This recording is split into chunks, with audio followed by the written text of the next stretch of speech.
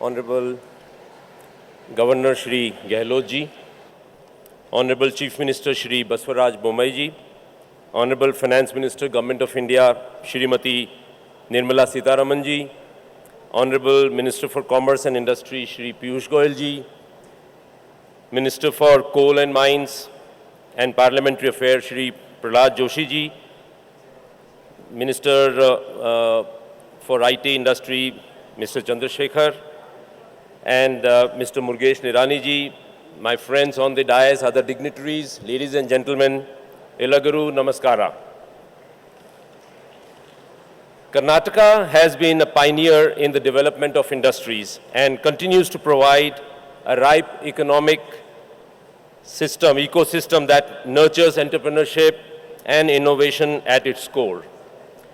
Karnataka's economic growth across sectors such as IT, aerospace, automotive, animation and gaming, telecommunication and agriculture has been steadfast and has helped position India as the front-runner on the global map.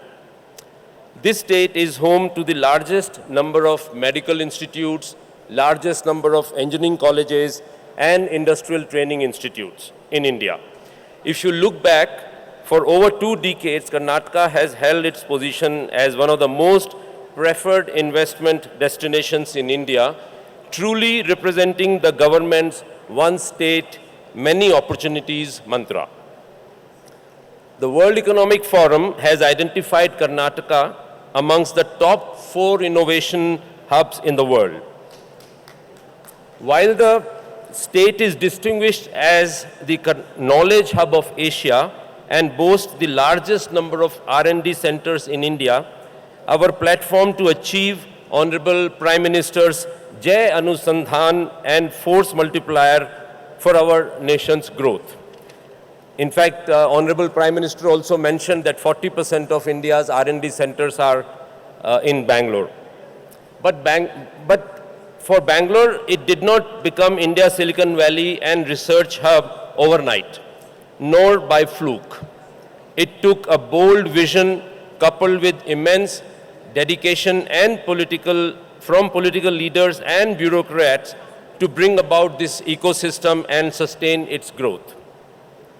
Across decades, there has been consistency in governance and unwavering support for industries, irrespective of changes in political leadership, and this I find to be the most unique trait of doing business in Karnataka.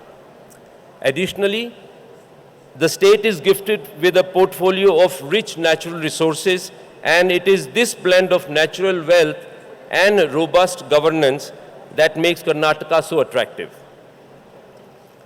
Let me dwell a little bit about my personal experience about Karnataka. Karnataka state and the city of Bangalore holds a very special place in my heart. I must share with you a small incident that how we all ended up in Karnataka.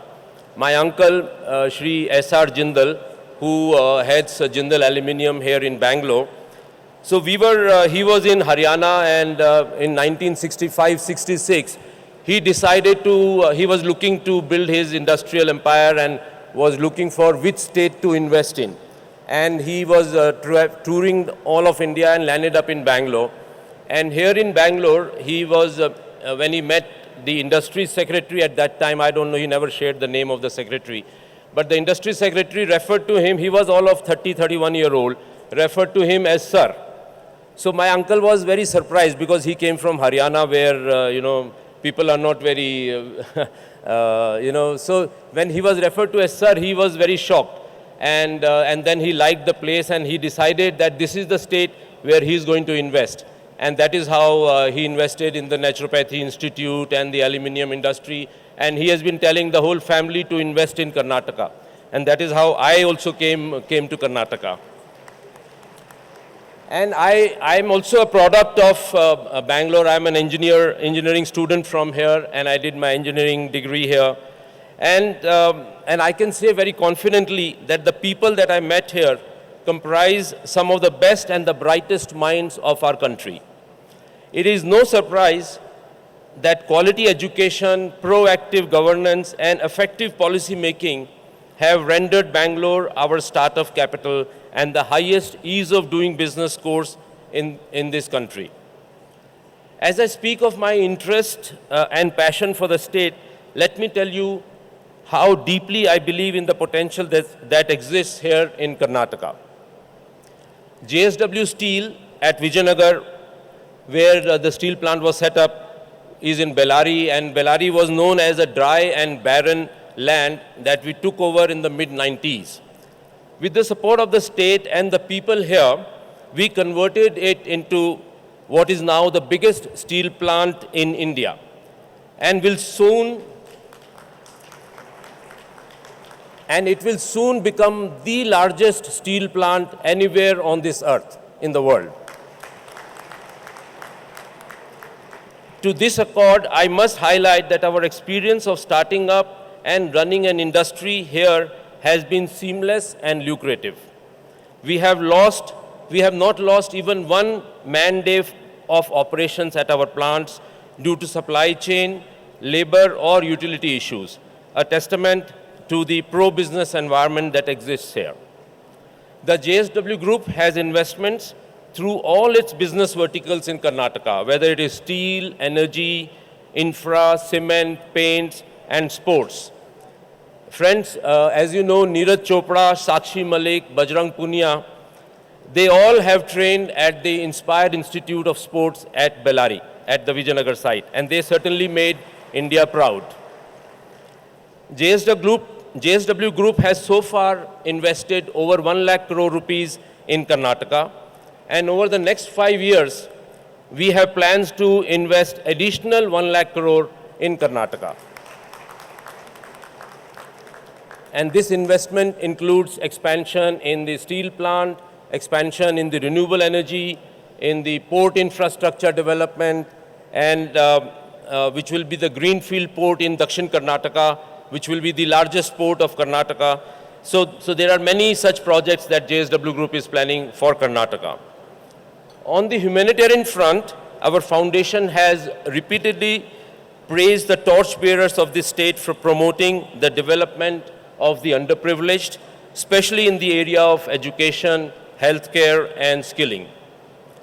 It is to this effect that we continuously choose Karnataka as the primary location to implement all our high-impact social projects.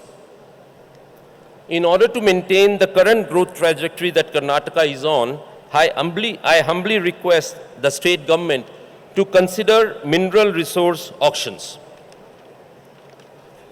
In 2015, Honorable Prime Minister Shri Narendra Modi ji made path-breaking changes in the MMDR Act, which brought transparency in the mineral auction process.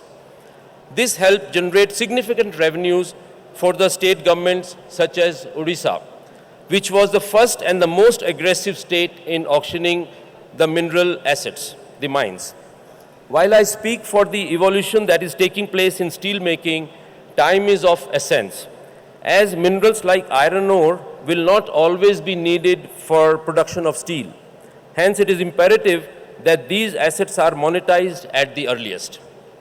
As an added benefit, mineral auctions will further encourage investments in the manufacturing sectors and support Karnataka's growth trajectory.